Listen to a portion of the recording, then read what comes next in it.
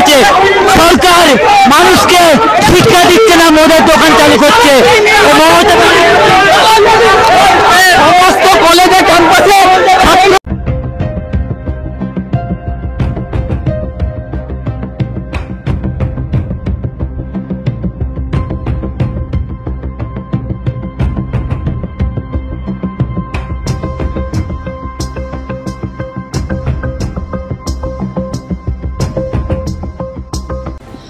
পঁচিশে জুলাই যে বিকাশ ভবন অভিযানের যে ডাক ছিল, তো আজকের সেই 25শে জুলাই বিকাশ ভবনে হাজার হাজার ছাত্রছাত্রী সেখানে কিন্তু উপস্থিত ছিলেন।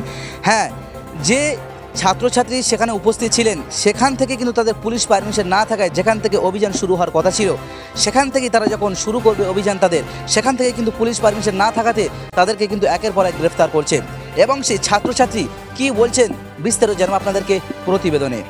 ভ্যানে তাদেরকে তুলে নিয়ে গেছে এবং করুণাময়ী মেট্রো স্টেশনের সামনে থেকেই তাদেরকে তুলে নিয়ে যাওয়া হয় এবং তাদের যে বিকাশ ভবন অভিযান সেটা কিন্তু ব্যর্থ করে দেওয়া হয়। এবং তারা কি বলছেন শোনাবো আপনাদের।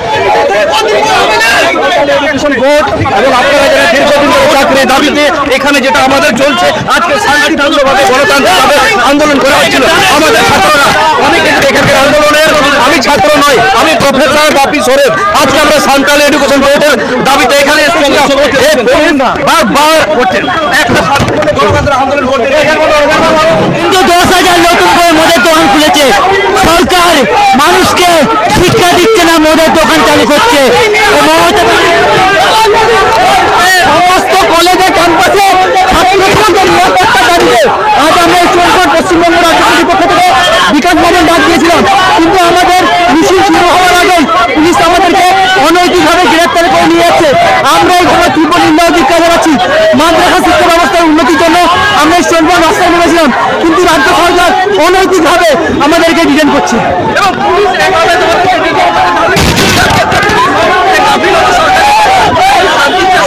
অবশ্যই পুলিশ এরা ধর্ষকদের খুনিদের ছাত্রছাত্রীদের গ্রেফতার করতে পারে, দেখুন ছাত্রছাত্রীর নিরাপত্তার দাবিতে আমরা বিকাশ ভবন যাচ্ছিলাম। অবিলম্বে ছাত্র সংসদ নির্বাচনের দাবি সহ সমস্ত শূন্য পদে স্বচ্ছ নিয়োগের দাবিতে আমরা এই স্টুডেন্ট